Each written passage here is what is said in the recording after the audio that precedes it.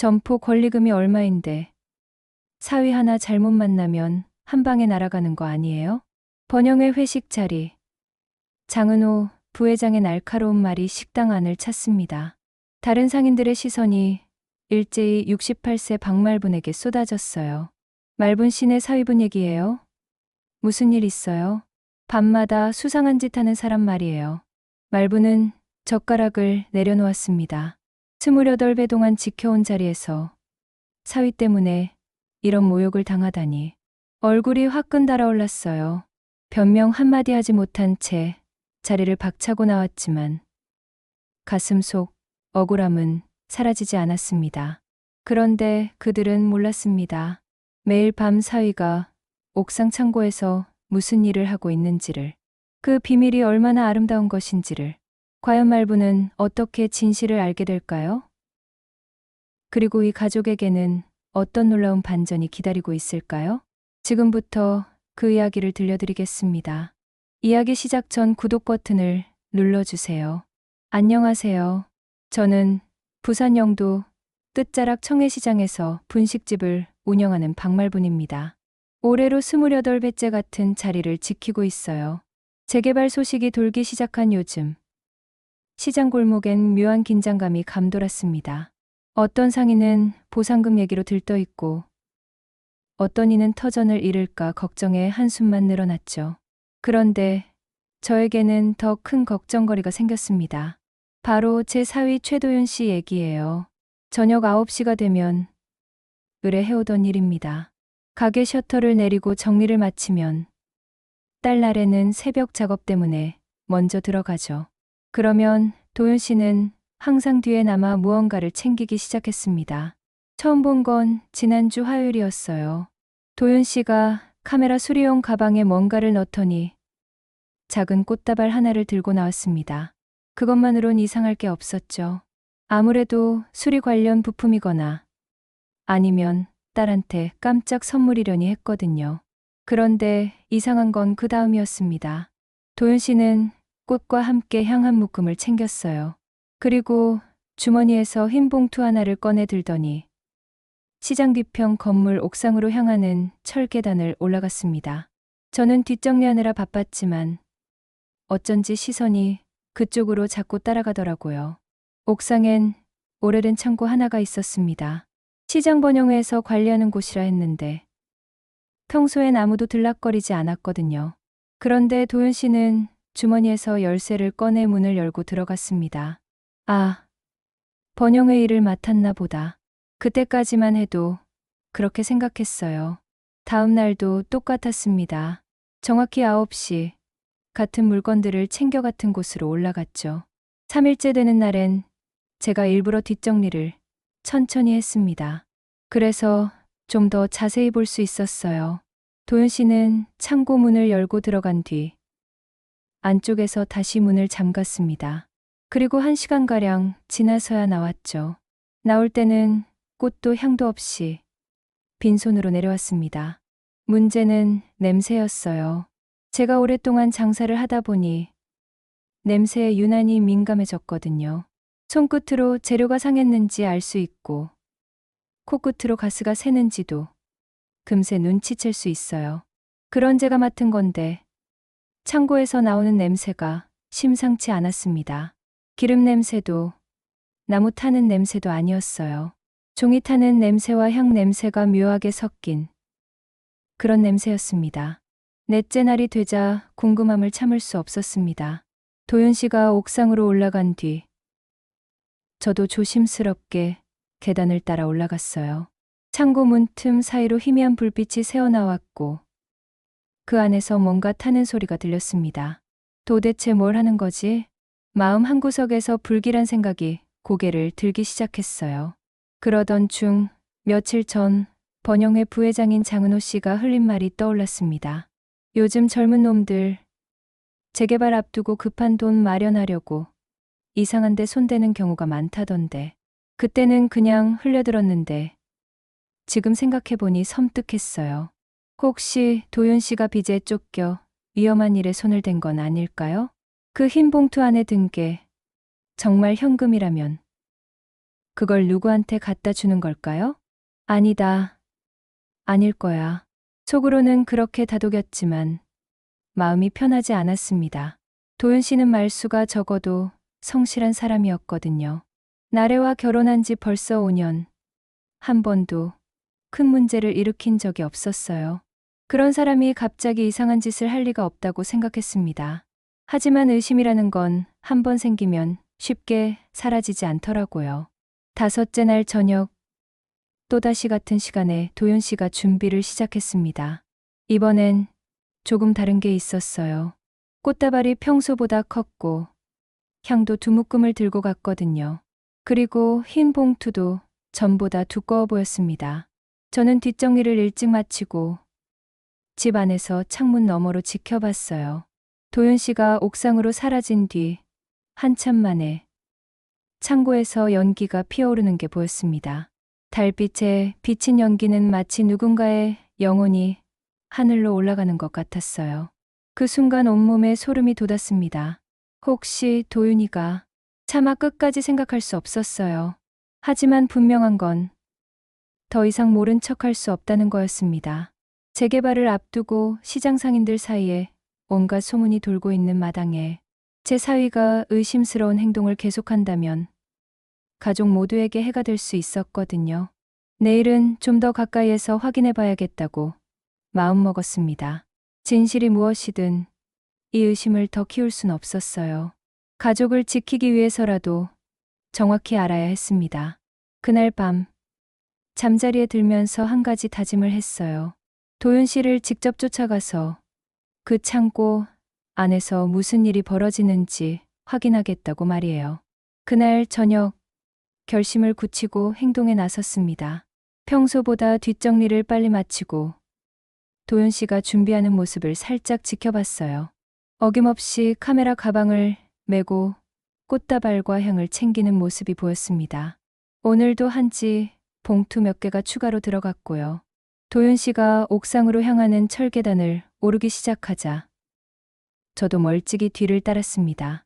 발소리가 나지 않도록 조심스럽게 계단을 밟아 올라갔어요. 그런데 계단 중간쯤에서 갑자기 도윤 씨가 멈춰 섰습니다. 그리고 천천히 뒤를 돌아봤어요. 장모님? 도윤 씨의 목소리에는 당황스러움이 섞여 있었습니다.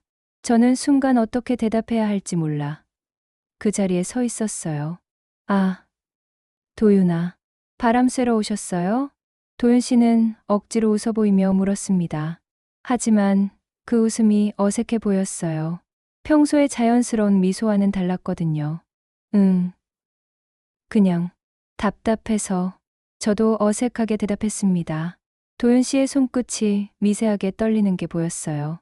가방끈을 단단히 움켜쥔 채로 말이에요. 그럼 저는 먼저 올라갈게요. 옥상이 좀 위험하니까 조심하세요. 어디 가는 거니?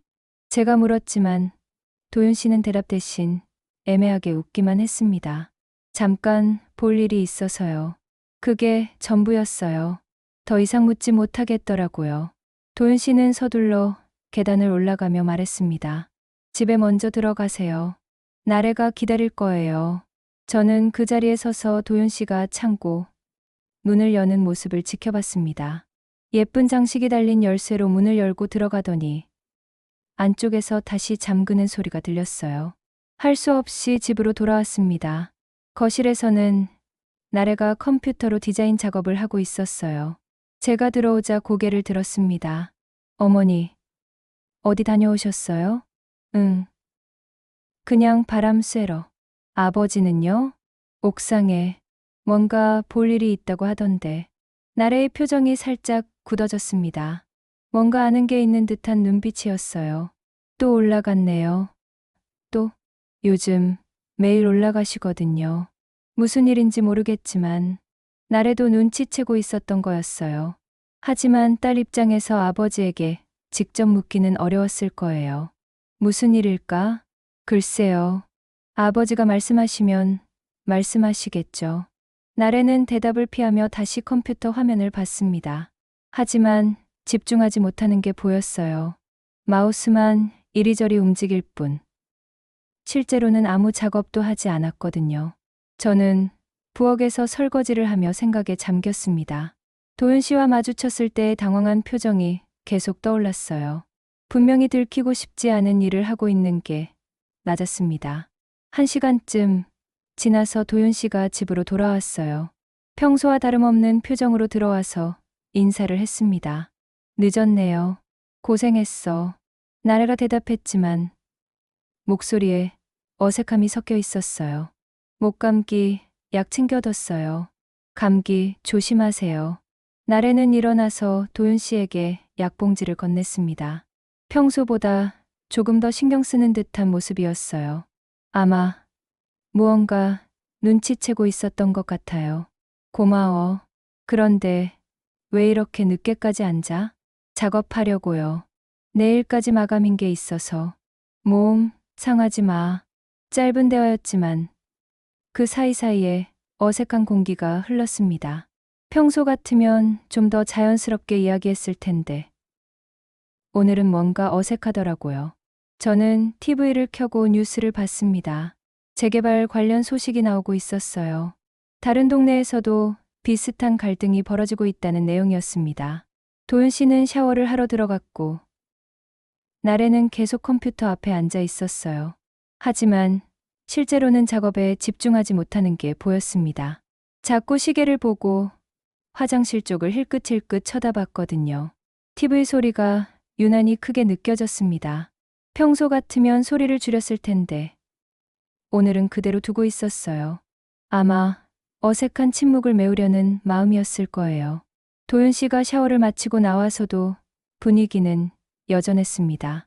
평소 같으면 나래와 작업 얘기도 하고 저와도 시장 소식을 나누곤 했는데 오늘은 그냥 먼저 잘게요라고 말하고 방으로 들어갔어요. 나래도 얼마 지나지 않아 컴퓨터를 끄고 방으로 들어갔습니다.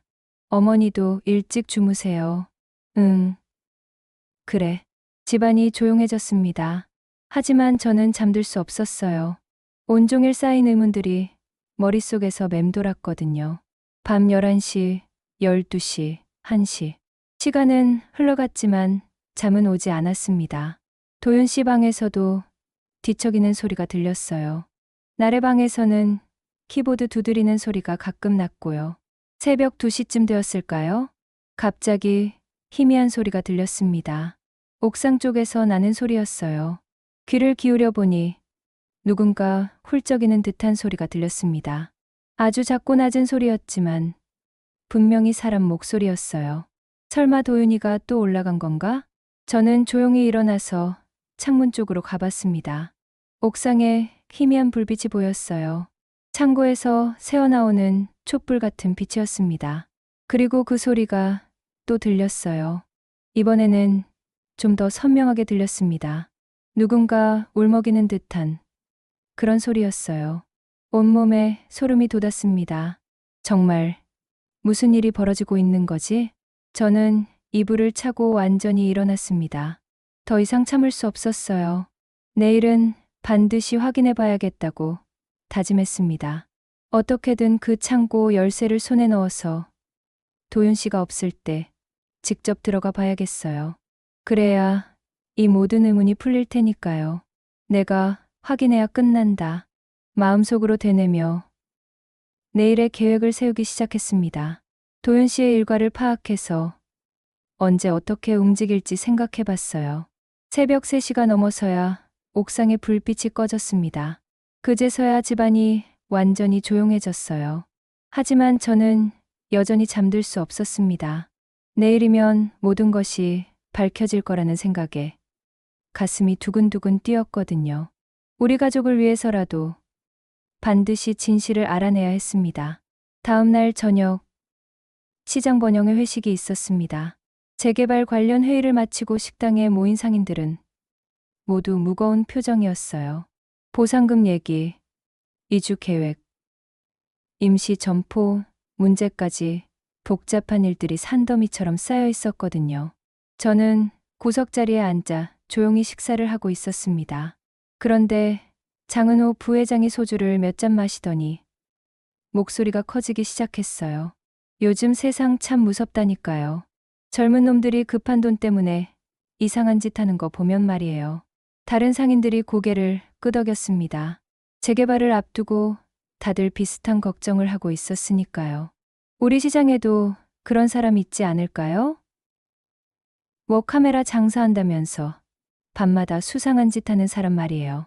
장은호 씨가 제 쪽을 힐끗 쳐다보며 말했습니다. 다른 사람들은 누구 얘기인지 모르겠다는 표정이었지만 저는 가슴이 철렁 내려앉았어요. 부회장님, 그게 무슨 말씀이세요? 옆자리 상인이 물었습니다. 아, 그냥요. 요즘 불법 대출업체들이 시장 상인들 노린다고 하잖아요. 재개발 보상금 노리고 말이에요. 장은호 씨는 계속해서 애둘러 말했지만 그 시선은 계속 저를 향해 있었어요. 점포 권리금이 얼마인데 사위 하나 잘못 만나면 한 방에 날아가는 거 아니에요? 저는 젓가락을 내려놓았습니다. 더 이상 음식이 넘어가지 않았거든요. 그런 일은 없을 거예요. 제가 작은 목소리로 말했지만 장은호 씨는 씩 웃으며 계속했어요. 그러게요. 특히 가족 중에 그런 사람 있으면 번영회에서도 곤란하거든요. 다른 상인들한테 피해갈 수도 있고 다른 상인들이 무슨 얘기인지 궁금해하며 저를 쳐다봤습니다. 저는 얼굴이 화끈 달아오르는 걸 느꼈어요. 말분 씨네 사위분 얘기예요? 무슨 일 있어요? 아니에요. 별일 없어요. 저는 서둘러 일어났습니다. 먼저 들어갈게요. 내일 장사 준비해야 해서요. 벌써요? 조금만 더 계시죠. 다른 상인들이 만류했지만 저는 그 자리에 더 있을 수 없었어요. 가방을 들고 식당을 나왔습니다. 밖으로 나오니 바람이 매서웠습니다. 11월 바람이 뺨을 때리는 게 유난히 차갑게 느껴졌어요. 걸어오는 내내 장은호 씨의 말이 머릿속을 맴돌았습니다. 사위 하나 잘못 만나면 한 방에 날아간다는 말이 특히 가슴을 찔렀어요. 28배 동안 이 자리를 지켜온 제가 사위 때문에 모든 걸 잃을 수도 있다는 게 믿어지지 않았습니다. 집에 도착하니 부엌에서 고소한 냄새가 났어요. 나래가 미역국을 끓이고 있었습니다. 어머니, 일찍 오셨네요. 응, 일찍 끝났어. 회식은 어떠셨어요? 그냥, 그래. 저는 대충 대답하고 소파에 앉았습니다. 기분이 너무 복잡해서 제대로 된 대화를 할 수 없었어요. 나래는 국물간을 보더니 저에게 다가왔습니다. 엄마, 요즘 왜 도윤 오빠 피하시죠? 갑작스러운 질문에 저는 당황했어요. 아냐, 피하는 거 아냐. 그런데 요즘 오빠랑 눈도 안 마주치시고 대화도 별로 안 하시잖아요. 나래의 말이 맞았습니다. 며칠 전부터 저는 무의식적으로 도윤 씨를 피하고 있었어요. 그냥 바쁘고 그래서. 무슨 일 있어요? 오빠가 뭔가 잘못했나요? 나래의 눈에는 걱정이 가득했습니다. 저는 딸의 눈을 제대로 마주칠 수 없었어요. 아무 일 없어. 내가 신경 쓸 일 아냐. 그런데 오빠도 요즘 이상해요. 멍하니 있을 때가 많고 밤에 자주 나가시고 나래도 눈치채고 있었던 거였어요. 하지만 뭔가 확신을 못하는 듯 했습니다. 나가신다고? 네.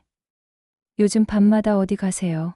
한두 시간 있다가 돌아오시는데 제가 아는 것보다 상황이 더 심각한 것 같았어요. 나래 앞에서는 말할 수 없었지만 불안감이 더 커졌습니다. 아마 일 때문일 거야. 그런가요? 그래도 뭔가 이상해요. 나래는 더 이상 묻지 않았지만 표정이 어두워졌어요. 딸도 뭔가 불안해하고 있다는 게 느껴졌습니다. 도윤 씨는 그날 밤 평소보다 늦게 들어왔어요. 10시가 넘어서 집에 들어와서는 늦었습니다라고 간단히 인사만 하고 방으로 들어갔습니다. 저와 나래는 거실에서 TV를 보고 있었지만 집중할 수 없었어요. 둘 다 도윤 씨를 의식하고 있었거든요. 11시쯤 되자 집안이 조용해졌습니다. 나래도 작업을 위해 방으로 들어갔고 저는 혼자 거실에 남았어요. 그때 또다시 희미한 소리가 들렸습니다. 옥상 쪽에서 나는 발소리였어요. 또 올라가는구나. 저는 창문 쪽으로 가서 옥상을 올려다봤습니다. 어김없이 창고에서 희미한 불빛이 새어나왔어요. 그 순간 결심이 섰습니다. 더 이상 미룰 수 없었어요. 장은호 씨 같은 사람이 악의적으로 소문을 퍼뜨리기 전에 제가 직접 확인해야 했습니다. 저는 안방으로 들어가서 옷장 깊숙한 곳을 뒤졌어요. 오래전에 모아둔 열쇠 뭉치가 있었거든요. 시장 상가 관리할 때 쓰던 예비 열쇠들이었습니다. 그 중에 창고 열쇠가 있을지도 모른다고 생각했어요. 비슷한 모양의 작은 열쇠들이 몇 개 있었습니다. 내 가게, 내 식구는 내가 지킨다. 속으로 중얼거리며 열쇠들을 주머니에 넣었습니다. 내일은 도윤 씨가 카메라 수리일로 외출하는 시간을 노려서 직접 창고에 들어가 볼 계획이었어요. 그래서 정확히 무슨 일이 벌어지는지 확인해 보겠습니다. 진실이 무엇이든 더 이상 모른 척할 수는 없었어요. 우리 가족의 미래가 걸린 문제였으니까요. 밤이 더 깊어갔지만 저는 잠들 수 없었습니다. 내일의 계획을 머릿속으로 몇 번이고 되짚어 봤어요. 옥상의 불빛이 꺼질 때까지 저는 창문 앞에 서 있었습니다. 그날 밤 하늘에서 비가 억수같이 쏟아졌습니다. 천둥 소리가 시장 골목을 울리고 빗방울이 철지붕을 두드리는 소리가 요란했어요. 이런 날씨에는 아무도 밖으로 나오지 않을 거라고 생각했는데 도윤 씨는 달랐습니다. 평소보다 1시간 늦은 10시가 넘어서야 준비를 시작했어요. 비닐로 꼼꼼히 싼 상자 하나를 품에 안고 우산도 없이 옥상을 향해 뛰어갔습니다. 저는 창문 너머로 그 모습을 지켜보다가 재빨리 우위를 걸치고 뒤를 따랐어요. 빗물이 계단을 타고 흘러내려 미끄러웠습니다. 저는 조심스럽게 한 계단씩 올라가며 숨을 죽였어요. 천둥 소리 때문에 발소리는 들리지 않았지만 혹시 모를 일이었거든요. 창고 앞에 도착했을 때 안에서 희미한 불빛이 새어나왔습니다. 평소보다 밝아 보였어요. 아마 상자 안에 뭔가 더 가져온 것 같았습니다. 저는 젖은 계단에 몸을 낮추고 엎드렸어요. 빗물이 옷 속으로 스며들어 차가웠지만 참을 수 있었습니다. 1시간이 지났을까요? 창고 안에서 도윤 씨의 발소리가 들렸습니다. 뭔가 정리하는 소리, 그리고 문을 잠그는 소리가 났어요. 도윤 씨가 계단을 내려가는 발소리가 멀어졌습니다. 저는 조금 더 기다렸다가 조심스럽게 일어났어요. 문 앞에 섰을 때 가슴이 두근거렸습니다. 이제 정말 확인할 시간이었어요. 주머니에서 열쇠 뭉치를 꺼냈습니다. 손끝이 떨려서 제대로 잡기 어려웠어요. 첫 번째 열쇠를 넣어봤지만 맞지 않았습니다. 두 번째, 세 번째도 마찬가지였어요. 안 되나? 포기하려는 순간 작은 서랍 열쇠 하나가 눈에 들어왔습니다. 혹시나 해서 넣어봤더니 철컥하는 소리와 함께 문이 열렸어요. 문틈으로 따뜻한 노란 빛이 스며나왔습니다. 촛불이 아니라 작은 전등 불빛이었어요. 그리고 은은한 향 냄새도 함께 풍겨나왔습니다. 저는 문을 조심스럽게 밀었습니다. 그 순간 눈앞에 펼쳐진 광경에 숨이 멎었어요. 벽면 가득히 흑백 사진들이 파도처럼 펼쳐져 있었습니다. 크고 작은 사진들이 정성스럽게 정리되어 붙어 있었어요. 청해시장의 옛 모습들이었습니다. 30년 전 시장 입구의 모습, 젊은 상인들의 웃는 얼굴, 그리고 지금은 사라진 가게들의 모습까지 모든 게 생생하게 보존되어 있었어요. 그 중에서도 제 눈을 사로잡은 건 한 구석에 붙어 있는 사진이었습니다. 분식집 첫날의 제 모습이었어요. 28배 전, 처음 가게 문을 열었을 때 찍은 사진이었습니다. 어린 아래를 안고 서 있는 제 모습이 거기 있었어요. 이 사진을 어떻게, 그리고 그 옆에는 더 놀라운 사진이 있었습니다. 젊은 시절의 한 여인이 환하게 웃고 있는 사진이었어요. 나래와 닮은 얼굴. 하지만 제가 모르는 여자였습니다. 발목에 힘이 풀렸습니다. 이게 뭐지? 사진들 아래에는 정성스럽게 적힌 글씨들이 보였습니다. 청해 아카이브라고 적힌 손글씨 표지가 제일 위에 있었어요. 그리고 그 아래에는 작은 메모들이 붙어 있었습니다. 1995년 여름, 청해시장 개장 기념, 강말분 분식집 개업일, 시장 상인의 첫 모임 같은 글씨들이었어요. 모든 게 도윤 씨의 손글씨였습니다. 이곳은 제가 상상했던 곳과 전혀 달랐어요. 불법적인 일을 하는 곳이 아니라 시장의 기억을 모아놓은 곳이었습니다. 저는 그 자리에 서서 사진들을 하나하나 들여다봤어요. 젊은 시절의 제 모습, 어린 날에, 그리고 지금은 세상을 떠난 상인들의 모습까지 모든 게 여기에 정리되어 있었습니다. 그때 바닥에 놓인 상자가 눈에 들어왔어요.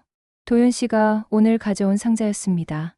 열어보니 또 다른 사진들과 낡은 문서들이 들어 있었어요. 도윤이가 이 모든 걸, 제가 며칠 동안 의심했던 모든 것들이 한순간에 무너져 내렸습니다. 현금을 인출한 것도, 한지 봉투를 산 것도, 매일 밤 이곳에 온 것도, 모든 게 이 아카이브를 만들기 위한 일이었던 거예요. 비는 여전히 지붕을 두드리고 있었지만 제 마음은 복잡했습니다. 안도감과 함께 죄책감이 밀려왔어요. 제가 얼마나 잘못 생각했는지 깨달았습니다.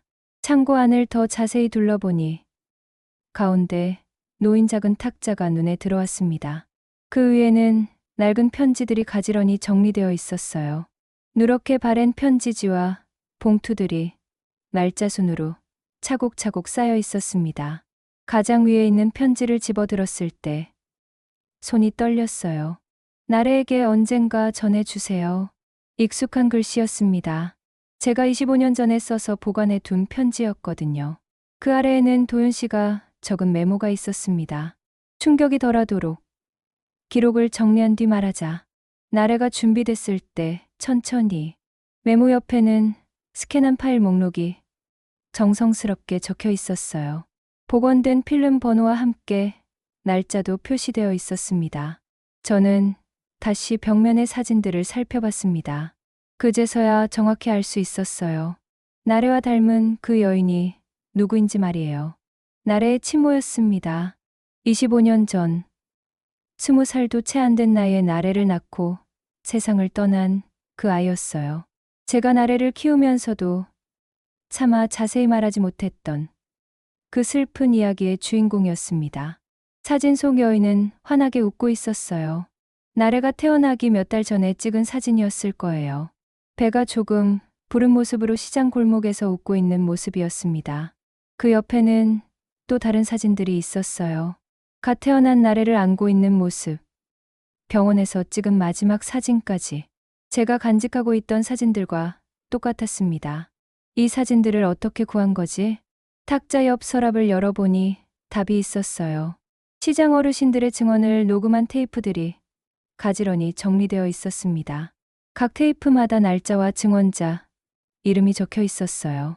김순자 할머니 마이너스 1999년 여름 증언, 박영수 아저씨 마이너스 2000년 봄 증언, 최덕순 이모 마이너스 2001년 가을 증언. 도윤 씨가 시장 곳곳을 다니며 어르신들을 만나 이야기를 들었다는 걸 알 수 있었어요. 나래의 친모에 대한 기억들, 그리고 시장의 옛 모습들을 하나하나 모아온 거였습니다. 서랍 맨 아래에는 도윤 씨가 직접 쓴 일기장이 있었어요. 2024년 8월 15일. 오늘 김할머니께서 나래 엄마 이야기를 해주셨다. 20살 어린 나이에 너무 일찍 세상을 떠났다고. 나래를 위해 이 기록들을 잘 정리해야겠다. 2024년 9월 3일.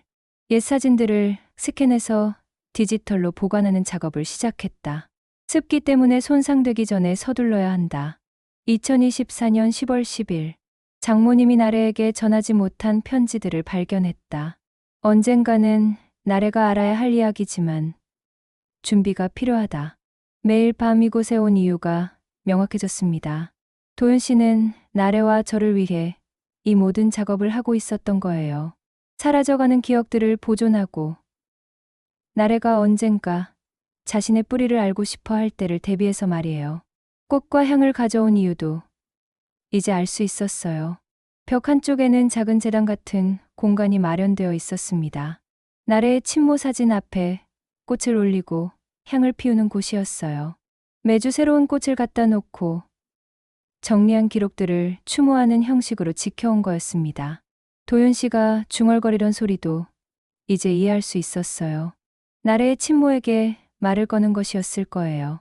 오늘 어떤 기록을 정리했는지, 나래가 어떻게 지내는지 말하고 있었던 거죠. 저는 벽에 이마를 댔습니다. 내가 가장 못된 의심을 했구나. 목소리가 떨렸어요. 며칠 동안 품었던 의심들이 얼마나 잘못된 것이었는지 깨달았거든요. ATM에서 뽑은 현금은 아마 필름, 복원 비용이나 디지털 작업 비용이었을 거예요.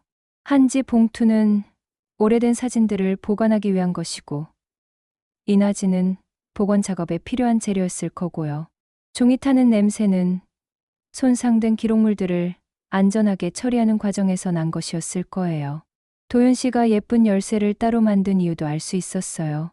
이곳이 단순한 창고가 아니라 특별한 공간이라는 걸 표시하기 위해서였을 거예요.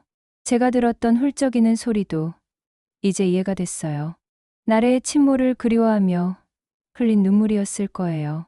사위로서 장모를 도와 나래의 과거를 지켜주려는 마음에서 나온 눈물이었을 거고요. 저는 탁자에 앉아서 편지들을 다시 들여다봤습니다. 25년 전 제가 써서 봉해둔 편지들이었어요. 나래가 커서 엄마에 대해 궁금해할 때를 대비해 둔 것들이었습니다. 하지만 차마 전하지 못하고 서랍 깊숙이 숨겨뒀던 편지들이었어요. 도윤 씨는 그런 편지들까지 찾아내서 여기에 보관하고 있었던 거예요. 그리고 나래가 충격받지 않도록 천천히 준비하고 있었던 거였고요. 저는 고개를 들어 사진들을 다시 바라봤습니다. 시장의 역사, 나래의 뿌리, 그리고 사라져가는 기억들이 모두 여기에 살아 있었어요. 도윤 씨 혼자서 이 모든 걸 해낸 거였습니다. 밖에서는 여전히 비가 내리고 있었지만 제 마음은 따뜻해졌어요. 장은호 씨가 흘린 악의적인 소문들, 제가 품었던 의심들이 모두 부끄러워졌습니다. 도윤 씨는 저희 가족을 위해 이렇게 소중한 일을 하고 있었는데 저는 그걸 의심했던 거예요. 미안해, 도윤아. 그리고 고마워. 속으로 중얼거리며 조심스럽게 창고 문을 닫았습니다. 하지만 마음 한편으로는 걱정이 들었어요. 장은호 씨 같은 사람이 이 사실을 알게 되면 또 다른 방식으로 트집을 잡을 수도 있겠다는 생각이 들었거든요. 우리 가족을 지키기 위해서는 아직 조심해야 할 일들이 남아 있었습니다. 다음 날 저녁, 장사를 마치고 정리를 하는데 도윤 씨가 평소와 다르게 서둘지 않았습니다. 카메라 가방도 매지 않고 그냥 의자에 앉아 있더라고요. 뭔가 할 말이 있어 보였지만 쉽게 꺼내지 못하는 듯했어요. 저는 마음을 정하고 도윤 씨에게 다가갔습니다. 주머니에서 작은 열쇠를 꺼내 탁자 위에 놓았어요. 어젯밤 창고에서 가져온 그 열쇠였습니다. 도윤아, 도윤 씨가 고개를 들었습니다. 열쇠를 보는 순간 표정이 굳어졌어요. 장모님, 괜한 소리 들었구나. 미안하다. 제가 먼저 말했습니다. 도윤 씨는 잠시 머뭇거리더니 천천히 대답했어요. 아니에요. 장모님 혼자 감당할 일 아니라고 생각했어요. 목소리가 조금 떨렸습니다. 아마 제가 모든 걸 알았다는 것을 눈치챈 것 같았어요. 나래한테는 언제 말할 생각이었니? 조금 더 정리하고 나서요. 준비가 되면 자연스럽게. 도윤 씨의 대답이 조심스러웠어요. 저를 의식하는 듯 했습니다. 오늘 밤에 같이 올라가자. 셋이서. 제가 제안했습니다. 더 이상 혼자 감당할 일이 아니라고 생각했거든요. 도윤 씨가 놀란 표정으로 저를 봤어요. 나래한테도 말씀하실 거예요? 응. 이제 때가 됐어. 그날 밤 9시. 저는 나래를 불렀습니다. 나래야. 잠깐 나와봐. 컴퓨터 작업을 하던 나래가 고개를 돌렸어요. 네. 왜요? 아버지랑 같이 올라갈 데가 있어. 어디요? 가서 보면 알아. 나래는 의아한 표정이었지만 따라 나왔습니다. 도윤 씨는 이미 준비를 마치고 기다리고 있었어요. 세 사람이 함께 옥상으로 올라가는 길은 조용했습니다. 계단을 오르는 발소리만 철계단에 울렸어요. 창고 앞에 도착하자 도연 씨가 열쇠를 꺼냈습니다. 나래는 점점 궁금해하는 표정이었어요. 여기가 어디예요? 들어가 보자. 문이 열리자 따뜻한 불빛이 새어나왔습니다. 나래가 먼저 들어가더니 벽면의 사진들을 보고 깜짝 놀랐어요. 이게 뭐예요? 시장의 기억들이야. 제가 대답했습니다. 나래는 한 장 한 장 사진을 들여다보기 시작했어요. 이거 어릴 때 제 사진이네요. 분식집 개업일에 찍은 사진을 가리키며 말했습니다. 응, 맞아. 그런데 이 여자분은 누구세요? 나래가 벽 한쪽에 붙어 있는 사진을 가리켰어요. 환하게 웃고 있는 젊은 여인의 사진이었습니다. 저는 나래 옆에 앉았습니다. 내 엄마야. 나래의 눈이 커졌어요. 제 엄마요? 응, 진짜 엄마. 조용한 침묵이 흘렀습니다. 나래는 사진을 뚫어지게 바라봤어요. 저와 닮았네요. 많이 닮았지. 웃는 모습이 특히. 도윤 씨가 탁자에서 편지 몇 장을 가져왔습니다. 이건 장모님이 너를 위해 써둔 편지들이야. 나래는 편지를 받아들고 조심스럽게 열었어요.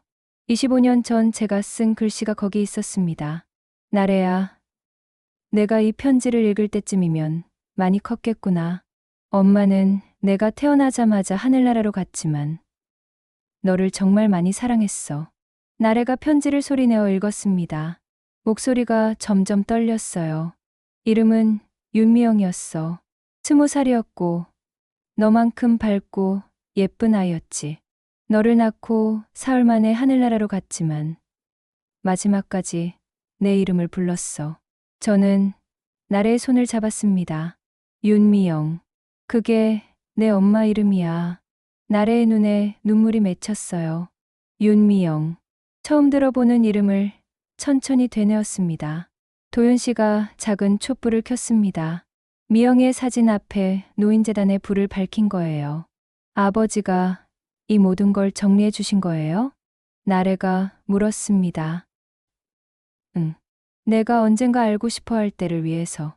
왜 이제서야 말씀해 주세요? 준비가 필요했거든. 너무 갑작스럽게 말하면 상처받을까봐.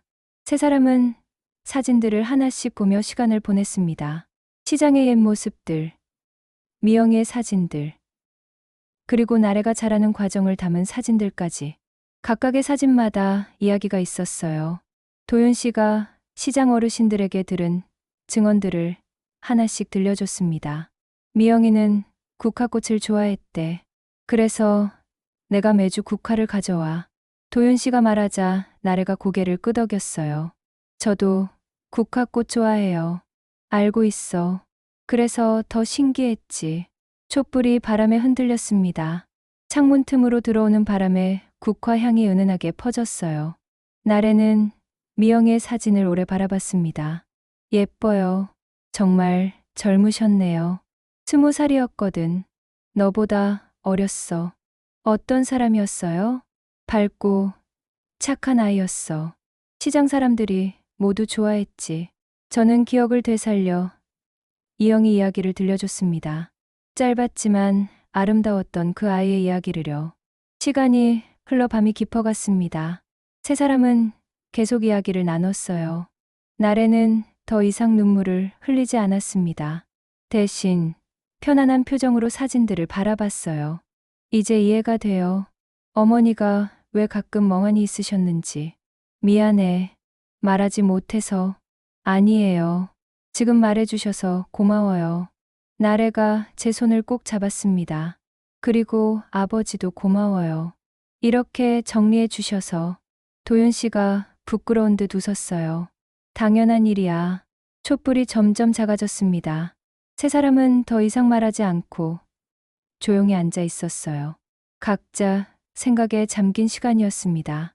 서로가 모르는 채 오래 품었던 빈자리가 조금씩 메워지는 것 같았어요. 나래가 일어나서 미영의 사진에 인사를 했습니다. 안녕하세요, 엄마. 늦게 만나서 죄송해요. 작은 목소리였지만 진심이 담겨 있었어요. 그날 밤, 세 사람은 함께 집으로 돌아왔습니다. 이제 더 이상 숨길 비밀은 없었어요. 하지만 아직 해결해야 할 일이 남아있다는 걸 알고 있었습니다. 장은호 씨 같은 사람들로부터 우리 가족을 지켜야 했거든요. 진실을 안 이상 더 당당하게 맞설 수 있을 거라고 생각했습니다. 일주일 후, 장은호 부회장이 번영의 사무실로 저를 불렀습니다. 탁자 위에는 여러 문서들이 놓여 있었어요. 재개발 관련 서류들이었습니다. 말분 사장님, 그 창고 말이에요. 장은호 씨가 차를 한 모금 마시며 말했습니다. 창고요? 비우시는 게 좋겠어요. 재개발 앞두고 안전검사도 나올 텐데. 위험합니다. 문서 하나를 제 앞으로 밀며 말했어요. 창고 사용 중단 신청서였습니다. 여기 서명만 하시면 돼요. 그러면 모든 문제가 깔끔하게 정리되거든요. 저는 문서를 보지도 않고 차분히 웃었습니다. 그곳은 우리 시장의 기록 보관소예요. 기록 보관소요? 장은호 씨의 표정이 굳어졌어요. 네. 시장의 역사와 사람들의 이야기가 담긴 곳이죠. 위험한 건 기억을 지우려는 마음이요. 제 목소리는 흔들리지 않았습니다.